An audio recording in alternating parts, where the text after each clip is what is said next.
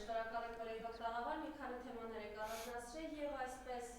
մեր 4 հայրենակիցները Բաքվի բանտից վերադարձան հայրենիք եւ այս գերիների վերադարձի դիմաց հայկական կողմը երկու մարդասպան, հայատյաց, հայի գլուխ կտրող սիրիացի վարձկանների վերադարձրեց։ Սա ըստ էության Թուրքիայի ձեռքի աշխատանքն է, այսպես ասենք, խնդրեմ այս մասով ձեր տեսակետը եւ նաեւ գիտենք, որ Բաքվում շարունակվում է մեր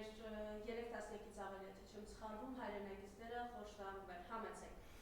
Նախ շնորհակալ եմ հրավերի համար, իրոք 3 մեր 4 հայրենակիցները Բաքվի բանտից վերադարձան Հայաստան, դա իհարկե ինչ խոսք ուրախալի իրադարձություն է, բայց նաև հաշվի առնենք, որ 2 վարձկանների, գլխակերների Հայաստանը հանձնեց Թուրքիային, գիտենք, որ նրանք ահաբեկիչներ են եւ համեմատել մեր 4 հայրենակիցներին այս ահաբեկիչների հետ իհարկե չի կարելի, բայց Նիկոլը անգամ ասում է, որ այս 2 դեպքերը Թուրքիային հանձնելը 2 ահաբեկիչների եւ մեր 4 հայրենակիցների վերադարձը Բաքվի բանտից իրար հետ կապ չունեն։ Այսինքն իրենք այդպիսին լինելով ողջ ազգին դրել են հիմարի կամեշի տեղ։ Եթե կապ չունեն, վերադարձնեիք մեր հայրենակիցներին 2 ամիս առաջ, 4 ամիս, 6 ամիս առաջ, դուք նույն օրը վերադարձնում եք կամ գրեթե նույն օրը փոխանակում եք եւ ասում թե կապ չունեն, այդ իրադարձությունները մեկը մյուսի հետ կապ չունի։ Ինչա այս ահաբեկիչներին հանձնել են Թուրքիային, իսկ մեր 4 հայրենակիցներին բերել են Բաքվից։ Դա է պատճառը, որ ասում է միմյանց հետ կապ չունեն։ Կրկնում եմ, իրենք այդպիսին լինելով ողջ ազգին դրել են էշի տեղ։ Եվ ինչ է սպասվում մեր այն մնացած բանտարկյալներին, ովքեր որ կալանավորված են Բաքվի բանտերում։ Երեք Ֆիդանը ասում են հայտարարել է, որ իրենք 26 թվականին աջակցելու են Նիկոլին, իսկ ով է կասկածում դրա մեջ։ Որևէ մեկը կասկածում է դրա մեջ։ Անգամ են Բաքվի բանտարկյալներին մեր այսպես խմբերով կարծում ենք, ենթադրում ենք, գուցե եւ համոզված ենք, որ քարոզ արշավի ընթացքում վերադարձնելու են։ Ոմանց էլ ուղղակի մեկ նկատառում 3 ադրբեջանական կողմից այսպես հրապարակում է եղել, որ այսպես հիմա որ թյուր կարծիք կա, որ հեսա գերիները ձեր վերադառնալու են, չհավատակ, ըստ էության ադրբեջանական կողմը ասում է, որ այս ման սահմանված մեր ռազմաքաղաքական գործիչներին իրենք չեն թույլ տալու, որպեսզի վերադառնան Հայաստան։ Գուցե ռազմաքաղաքական մեր ղեկավարությանը Արցախի թույլ չեն տալու, բայց դրանցից բացի կան նաև այլ բանտարկյալներ, այն նրանց մասին է խոսքը։ Հնարավոր է նաև օրինակ քարոզ արշավի այդ ամենավերջին օրը, այն որ լռության օր է հայտարարված, չզարմանանք, եթե այդ օրը մեր ռազմաքաղաքական ղեկավարությանն էլ վերադարձնեն, որ տեսնեն ոչինչի չեն հասնում, միևնույն է Նիկոլի վարկանիշը չի բարձրանում դրանով։ Հնարավոր է նաև դրան գնան։ Մենք տեսել ենք, չէ, ինչ է անում Ադրբեջանը, հոնա իր խոստման տերը չի, խոստումների տերը չի, այսօր կարող է Նիկոլի նման մի բան ասի, կեսօրին մի ուրիշ բան, երեկոյան մի, իսկ վաղը առհասարակ մի այլ բան ասի։ Հաջորդ հարցը, որի մասին ես ուզում եմ խոսել, դա TRIP ծրագիրն է, Զանգիզուրի միջանցքի հետ կապված, որ օրեր առաջ ծրագիր ստորագրվեց, այսպես մեր արտաքին գործերի նախարարը ԱՄՆ պետքարտուղարի հետ։ Եվ այսպես 24% մասնակցություն այդ ծրագրում պիտի ունենա Հայաստանը, 76% մասնակցություն պիտի ունենա ԱՄՆ-ն, ընդ որում պետք է ներգրավեն այդտեղ մասնավոր ընկերություններ։ Դա Հայաստանը ներկայացնում է, իշխանական կողմը, իշխանությունները Հայաստանի ներկայացնում են որպես հաղթանակ։ Ես ուզում եմ հասկանալ, սրա հաղթանակը որն է։ Օրինակ Նիկոլը 3 տված իր մամուլի ասուլիսում ասում է, թե ինչքան ինքնիշխանության մասին եւ իրավազորության մասին տերմին կա, իրենք դրել են այդ համաձայնագրի մեջ։ Այստեղ տերմիններով է առաջնորդվում, բայց չեն հասկանում, չեն խորանում, թե ինչ կա դրա տակ եւ ինչ հետևանք կարող է ունենալ այս ծրագիրը։ Եթե ասում է մասնավոր ընկերություններ պիտի մասնակցեն այս ծրագրում, իսկ այդ մասնավոր ընկերությունները մենք երաշխիք ունենք, որ չի արտապատվիրակելու ամերիկյան կողմը, չզարմանանք, որ նաև հայկական կողմը արտապատվիրակի իր այդ բաները ադրբեջանական կամ թուրքական կամ եւ ադրբեջանական եւ թուրքական կողմին։ Ես մի բան եմ ուզում հիշել 20 թվականի պատերազմից հետո կարծես թե իր առաջին տված մամուլի ասուլիսներից մեկում, առաջիններից մեկում Նիկոլը այսպիսի մի բան ասեց, որ դուք գիտեք իմ ամենավատ օրը, իմ կյանքի ամենավատ օրը եղել է նոյեմբերի 9-ի փաստաթուղթի ստորագրելը, ասում էր ոչ, դա չի եղել, այսինքն այն, որ ինքը այդքան հողեր է տվել, Շուշին հանձնել էր, Հադրութը հանձնել էր, Գորիս Կապան ճանապարհը հանձնել էր Սև լճի մոտի տարածքները, դա չի եղել իր ամենավատ օրը, իր ամենավատ օրը եղել է նա, երբ որ ինքը մաքսային վարչություն այցի է գնացել եւ տեսել է դրոշը մի անկյունում դրած, դա է եղել իր ամենավատ օրը։ Գիտեք ինչի հետ եմ ես դա համեմատում, ես համեմատում եմ դա նրա հետ, որ Նիկոլը ունակ է տարածքներ հանձնելու, անգամ Հայաստանը հանձնելու, բայց դրոշը պահելու իր մոտ, իբրև այսա սրբություն է, այն հողերը սրբություն չեն իր համար, իսկ այն դրոշը, որ պահել է իր մոտ, դա սրբություն է, դա նման է նրան, երբ որ մարդը իր տունը կհանձնի կտա եւ սեփականության վկայականը կպահի, ասի իմ տունը ոչինչ էր, սրբությունը իմ սեփականության վկայականն է, այս տրամաբանությամբ են շարժվում։ Հիմա Նիկոլը ասում է, այդ համաձայնագրի մեջ ինչքան ինքնորոշման մասին կամ իրավազորության մասին տերմիններ կա մտցրել են այդ փաստաթղթի մեջ, առանց հաշվի առնելու, թե ինչ կարող է տեղի ունենալ, ինչ հետևանքների կարող է բերել այդ համաձայնագիրը։ Սա իհարկե մեր երկրի հայերի ողբերգության մասին է խոսում, այսպիսի ողբերգական օրեր հայ ազգը ապրել է նաև 1990 թվականին,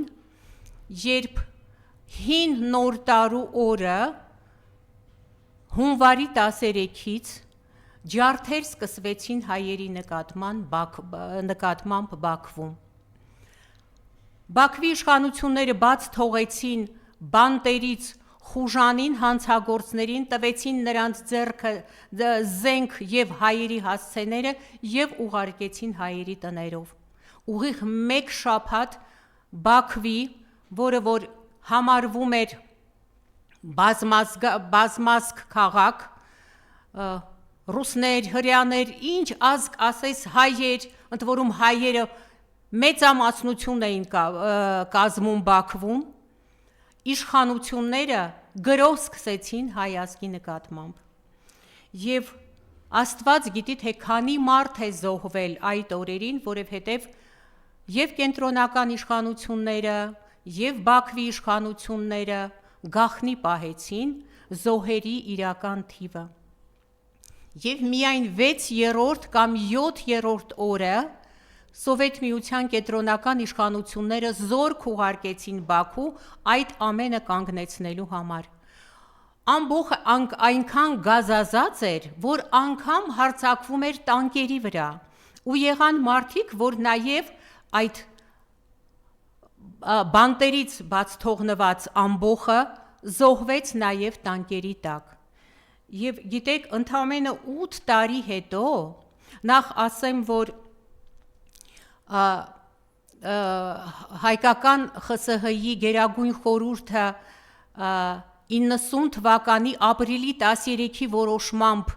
ընդունեց, որ Բաքվում կատարվածը եղել է ցեղասպանություն հայ ազգի նկատմամբ եւ ուղարկեց այդ որոշումը ԽՍՀՄ գերագույն խորհրդին, որպեսզի նայել ընդունի այդ իրադարձությունները որպես ցեղասպանություն Բայց խնդիրը գիտեք ինչումն է, որ ընդամենը 8 տարի հետո մի թերթում, որը այն ժամանակ կոչվում էր մոլորակ, դա 1998 թվականին փետրվարի 11-ին լույս տեսած մի հոդվածում, որը կոչվում էր հայերն ու ադրբեջանցիները բախտակիտ ժողովուրդներ են, հեղինակը գրում է, որ ինքը հոտնկայս հարգել է սովետական տանկերի տակ զոհված բաքվեցիների հիշատակը։ Մենք գիտենք, չէ, ովքեր են զոհվել սովետական տանկերի տակ, եւ այդ հոդվածի հեղինակը Նիկոլ Փաշինյանն էր։ Այսինքն նա չի հարգել Բաքվում զոհված հայերի հիշատակը, նա հարգել է սովետական տանկերի տակ այն ամբոխի հիշատակը, զոհված այն ամբոխի հիշատակը, որը հարձակվել է հայերի վրա։ Եվ հիմա մենք ինչի ենք զարմանում, թե այսօր ինչ է անում Նիկոլը, ուր է տանում մեր պետությունը։ Ուզում եմ շատ կարճ հիշել նաև դեկտեմբերի 18-ին, 25 թվականին այդ գրոհը, որ տեղի ունեցավ Մայր աթոռի վրա, ու մենք հասկանում ենք, որ թե ինչ խնդիր է դրված Նիկոլի առաջ, ինչ է լուծում ինքը։ Երբ որ այնտեղ տեղում ես գտնվում, այդքան չես հասկանում, թե ինչ է կատարվում, այս ինչ է տեղի ունենում, բայց մենք տեսանք, որ մի հաստ շերտով միտեղ կանգնած ոստիկանները մեկ էլ միջանցք դարձրին այսպես։ Չես էլ հասկանում, ամբողջությամբ դատարկ միջանցք, ու որևէ մեկին չէին թողնում, որ նրանք մտնեն այդ միջանցքի մեջ։ Այդ հետո հասկացանք, թե այս ինչ է տեղի ունեցել։ Այսինքն այդ միջանցքը բացվել էր, որպեսզի անարգել տիրադավները գային հասնեին Մայր աթոռ, Մայր տաճարի դռների մոտ։ Որևէ մեկին, եթե իրենք այդ միջանցքը չանեին, վեհափառի կողմնակիցները դռների մոտ էին։ Նրանք դռների մոտից հեռացրին վեհափառի կողմնակիցներին, այսպես դատարկ մի միջանցք ստեղծեցին, որպեսզի տիրադավները գան ու հարձակվեն, ու փառք Աստծո, որ վեհափառի կողմնակիցները այսպես բախման չգնացին, նրանք դուռը փակեցին, որպեսզի բախում չլինի երկու կողմերի միջև, բախման տանում էր ոստիկանությունը, բայց վեհափառի կողմնակիցները Մայր տաճարի դուռը փակեցին, որպեսզի նրանք չկարողանան մուտք գործել Մայր տաճար։ Ես անընդհատ ասել եմ, որ մեր երկիրը նման է նրան, թե մեր երկրում այն ինչ որ այսօր գոյություն ունի, այն իրավիճակը, որ տիրում է այսօր, նման է սառը քաղաքացիական պատերազմի, իսկ Նիկոլը գիտենք, որ տանում է բախման, տանում է, որ այդ քաղաքացիական պատերազմը տաքանա, տաք դառնա, ու սա այն դեպքն էր դեկտեմբերի 18-ը, երբ իմաստուն մարդիկ կարողացան չտանել բախման եւ կարողացան խուսափել այդ պատերազմից։ Հիմա տեսեք, ինքը նաեւ հունվարի 6-ին այսպես ժողովրդին տարավ Գրիգոր Լուսավորիչ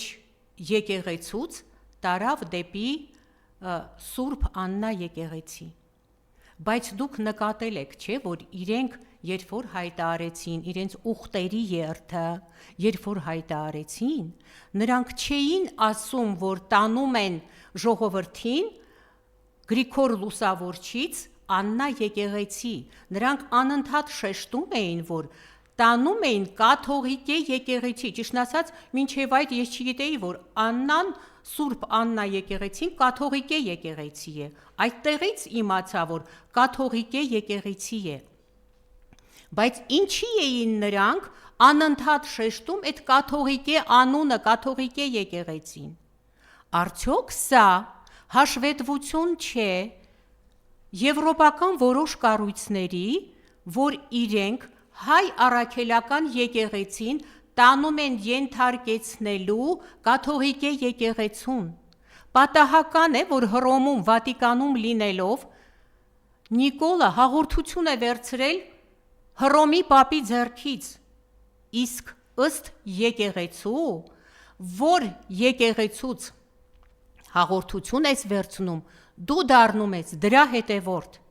Այսինքն Նիկոլը դարձել է կաթողիկ եկեղեցու հետևորդ, հիմա նաև այնպես է անում, որ հայ առաքելական եկեղեցին ենթարկեցնի կաթողիկ եկեղեցուն ու հունվարի 6-ի այդ ուխտերի երթը ոչ այլ ինչ էր, քան այսպես հաշվետվություն համապատասխան մարմիններին, եվրոպական համապատասխան մարմիններին, որ ինքը անում է իրենց հանձնարարականը ու պատահական չէ, որ կանգ առան այդ եկեղեցում, կաթողիկ եկեղեցում եւ իրենց խոսքերը, իրենց ճառերը ասեցին այդտեղ։ Հիմա Եվրոպա է, օրենք ենք ընդունել, որ Եվրոպա են գնում ու այսպես ենթադրությունների հիման վրա հիմնավոր կասկածներ են իհարկե դրանք, որ մեր եկեղեցին տանում են դեպի կաթողիկ եկեղեցու։ Այսինքն մենք որ Եվրոպան ենք գնում, որ նատոյին ենք, այսպես հերավոր պլաններ կան նատոյին համագործակցելու, այն նատոյին, որը որ ասենք մեկը մյուսի դեմ արդեն պատերազմ է սկսում, զորք են տանում Գրենլանդիա, որ պաշտպանվեն նատոյի գլխավոր անդամից Ամերիկայից։ Իրենք արդեն որոշ պետությունների ղեկավարներ եվրոպական, օրինակ Իտալիայի, օրինակ Լեհաստանի, արդեն խոսում են այն մասին, որ իրենք պիտի սկսեն երկխոսությունը Ռուսաստանի հետ, այսինքն մեր աչքի առաջ փլուզվում է Եվրոպան, ռուսերեն ասում են Եվրոպա տրիշիտ պաշվամ, իսկ մենք ուզում ենք տանենք հայ առաքելական եկեղեցին ենթարկեցնելու կաթողիկ է ու օրենք ենք ընդունել, որ մենք դեպի Եվրոպա ենք գնում։ Արդյոք մտորելու հարց չկա այստեղ։ Հաջորդ հարցը Եզրասի մասին եմ ուզում ասել։ Եզրասի, որ պատերազմ է հայտարարված ոչ միայն եկեղեցու նկատմամբ, այլ նրա առանձին սպասավորների նկատմամբ։ Մենք վերջերս եղել ենք հոկտեմբերին կարծես Մոսկվայում եղել ենք, երբ որ մտնում ես մեր հայ առաքելական եկեղեցի Մոսկվայում ուղղակի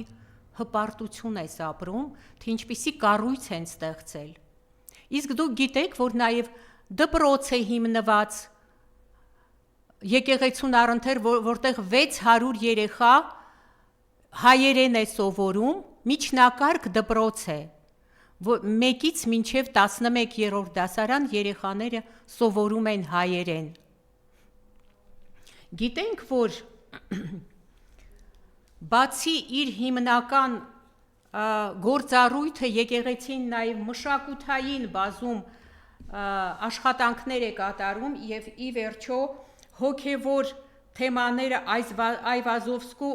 ստեղծագործություններում այսպիսի մի ալբոմ են պատրաստել իրենք եւ հրատարակել քանի հազար օրինակով, նաեւ թարգմանել են Մատյան ողբերգության Գրիգոր Նարեկացու Մատյան ողբերգության աշխարհիկ լեզվով են թարգմանել, որպեսզի նրանք, ովքեր որ գրաբարին չեն տիրապետում, կարողանան աշխարհիկ լեզվով ծանոթանալ էլի մի քանի հազար օրինակով։ Այդ մարդուն մեղադրում են ԿԿԲ-ի գործակալ լինելու մեջ։ Ու վերջերս մի ֆեյք փաստաթուղթ իբրև հրապարակեցին, որը որ ուղակի ասեմ ձեզ, այսպես ներեցեք այս բառերի համար, որ եփած հավի ծիծաղ է գալիս ուղակի այդ փաստաթղթից։ Սա խնդրի մի կողմն է։ Մյուս կողմը, եթե որևէ մեկը ԿԿԲ գործակալ, ինչ է, Կոմիտետ գոսբեզопасности, այսինքն նրա գործակալները պիտի այսպես աջակցեն երկրի անվտանգությանը, ես այդպես եմ հասկանում, գործակալը պիտի աջակցի այդ երկրի անվտանգությանը, Ընդ որում խոսքը 1986-1988 թվականի մասին է խոսքը։ Մենք բոլորս այն ժամանակ եղել ենք սովետական միության քաղաքացիներ և բոլորս պարտավոր էինք պետությանը ինչ-որ վտանգ սպառնալու դեպքում երևի համապատասխան մարմիններին տեղեկացնել, ով կտեսնի, որ իր պետությանը ինչ-որ տեղից վտանգ է սպառնում ու հանգիստ կնստի կասի դե լավ ինչ ուզում է լինել։ Հիմա եթե ըստ իսկ ԱԱԾ-ն, եթե Հայաստանի Հանրապետությունը խորհրդային Հայաստանի իրավահաջորդն է, նշանակում է մեր ԱԱԾ-ն նաև ԿԿԲ-ի իրավահաջորդն է։ Հիմա ԱԱԾ-ի գործակալը, օրինակ Հայաստանում, կամ ԱԱԾ-ի պետը պարտավոր չէ ազգային անվտանգությանը ծառայելու։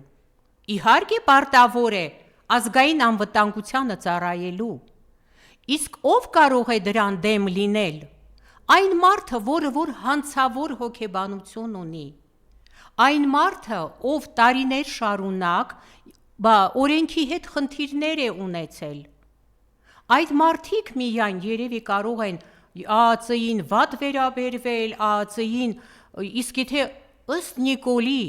ԱԱԾ գործակալ լինելը վատ բան է, նշանակում է դրա պետ լինելը ավելի վատ բան է, կամ պետի պետ լինելը առավել վատ բան է, չէ, ըստ Նիկոլի տրամաբանության։ Այսինքն, սա ինչ է նշանակում։ Նշանակում է, որ Նիկոլը այն հանցագործի հոգեբանությունից ինքը դեռ դուրս չի եկել և հոգեպես իրեն դեռ զգում է ԱԱԾ-ի պատվալում նստած։ Եվ այն մարդիկ, ովքեր այդպես են մտածում, դա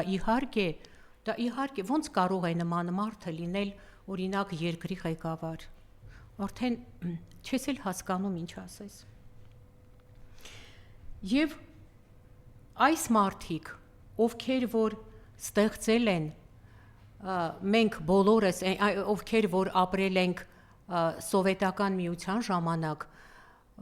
ԿԿԲ-ն, ես կարծում եմ, այդպես մտածում էին, որ ԿԿԲ-ն այն բանն է, որ կգա ցանկացած պահի օգնության, երկրին վտանգի դեպքում կգա օգնության, բայց երկրի ղեկավարը արդյոք իրավունք ունի ԱԱԾ-ն, ԱԱԾ-ի գործակալ լինելու հանգամանքը համարել մեղք կամ հանցագործություն։ Հիշում եք, ինքը դրան ասում էր անընդհատ, «Էսա ես կհրապարակեմ, փաստաթուղթ կհրապարակեմ, դուք կտեսնեք, թե եզրասի, որ ԿԿԲ-ի գործակալ ա եղել», ու դա նմանվեց այն բանի, որ ինքը ասում էր, «Էսա ես կհրապարակեմ փաստաթուղթ, դուք կտեսնեք, թե ինչ փաստաթղթեր են եղել 2019 թվականին սեղանին դրած», բայց հրապարակեց փաստաթուղթը, մենք տեսանք, որ 2019 թվականին փաստաթղթեր են եղել դրված սեղանին, Մինսկի խումբը փաստաթղթեր է առաջարկել, որով կարելի էր այնպես անել, որ և Արցախը մնար հայկական, և այսօր մենք շատ ավելի լավ վիճակում կլինեինք, քան որ կանք, և հրաժարվելով այդ բանակցություններից Նիկոլը ուղղակի տարել է պարտության։ Այս սա է։ Եվ ևս Տիկին Ժասմինը գործարար Սամվել Կարապետյանին տանում են կալանքի նորից, կարծես նոր իմացակ այս տեղեկությունը, հիմա նաև փաստաբանների ճեպազրույցներ, գիտենք, որ վերջերս փաստաբաններն ահազանգել էին, որ Սամվել Կարապետյանի առողջական վիճակը բավականին ծանր է։ Այո, երկկողմանի թոքաբորբ է, այո, դա։ Ինչի հետևանքով Մեկուսարանը պահել է սառնամանիքի մեջ առանց ջերուսման համակարգի, հիմա նորից տանում են կալանքի։ Սա ինչ բառերով կարող եք բնորոշել։ Գիտեք ինչ, ինձ թվում է, թե դեռ հայ ազգը առհասարակ կամ էլ մարդկությունը դեռ այն բառերը չի հորինել, որով կարելի է բնորոշել այս իշխանություններին։ Մենք զարմանում ենք այս կամ այն գործողություններից, բայց յուրաքանչյուր հաջորդ գործողությունները էլ ավելի զարմանքի է արժանի։ Սա մի ահավոր բան է, որ կատարվում է։ կալանավորել են մի մարդու, եթե կալանավորել են մի մարդու, որը ասել է մենք մեր ձևով կպայքարենք եկեղեցու համար, բառերի համար, եթե մարդուն կալանավորել են ու ամեն ինչ անում են, հիմա որպիսի ինչ-որ էլեկտրոցանցերի հետ կապված չարաշահումներ գտնեն, բայց մենք տեսնում ենք, չէ, ինչ է կատարվում էլեկտրոցանցերի հետ, տեսնում ենք, չէ, ինչ է կատարվում։ Եթե նախկինում X քանակությամբ անջատումներ էին լինում, այսօր երևի 10x քանակությամբ անջատումներ են։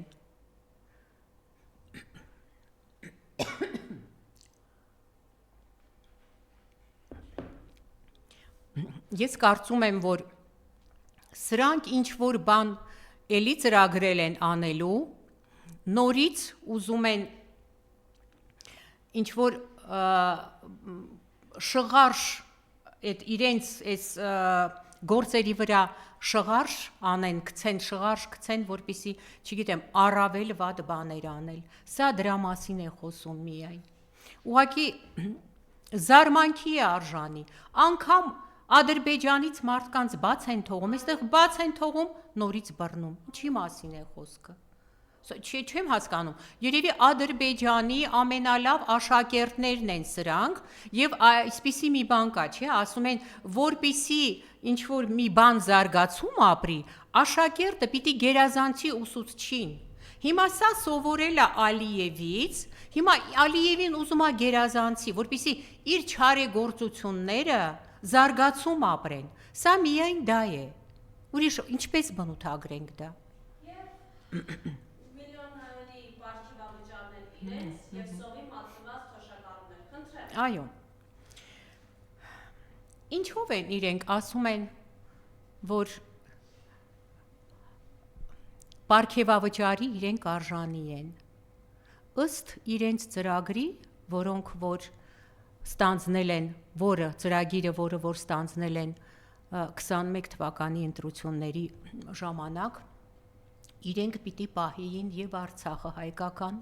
պիտի վերադարձնեին Շուշին, պիտի վերադարձնեին Հադրութը, ժողովուրդը տուգանքի մատերիալ չպիտի լիներ, ինչ են արել, հանձնել են ամբողջությամբ Արցախը, 150,000 մարդու դարձրել են տնավեր, ոչ միայն հետ չեն բերել Շուշին ու Հադրութը, հանձնել են Գորիս-Կապան ճանապարհը, Գեղարքունիքում տարածքներ, Տավուշում տարածքներ, պատրաստվում են, չենք զարմանա, որ Տիգրանաշենն են պատրաստվում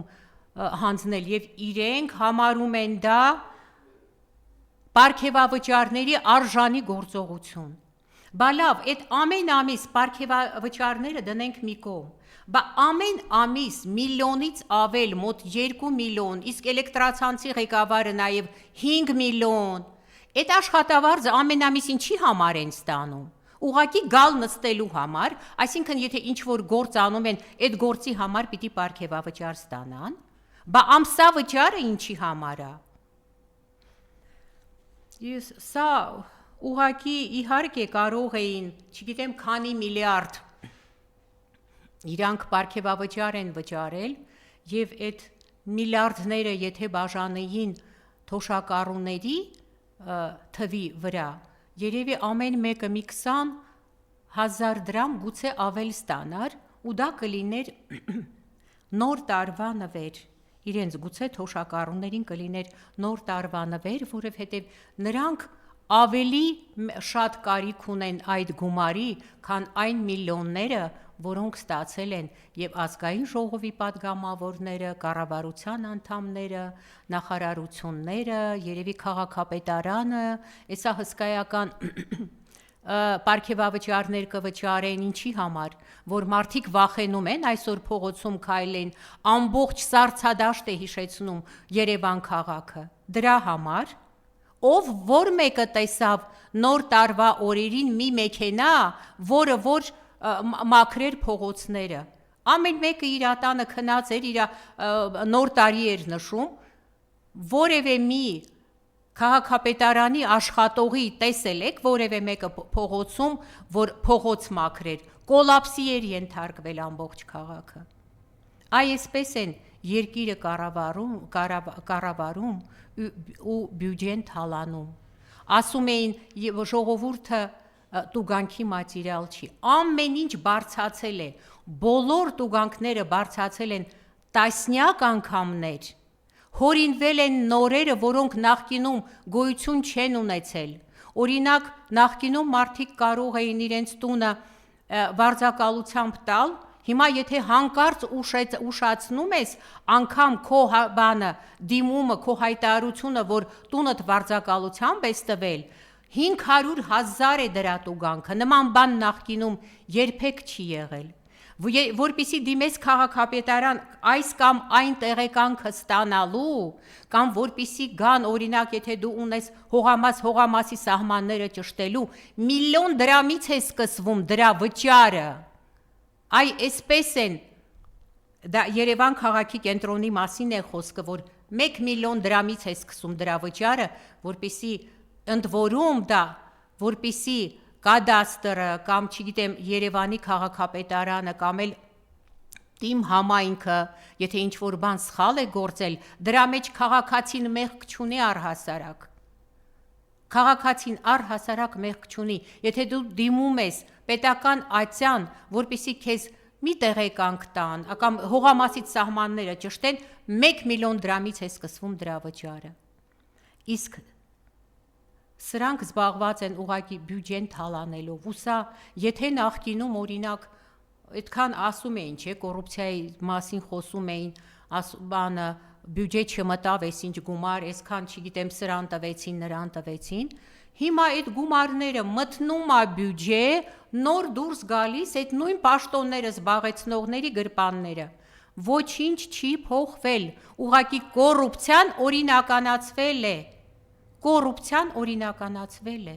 այս սա է մեր երկրում իրավիճակը։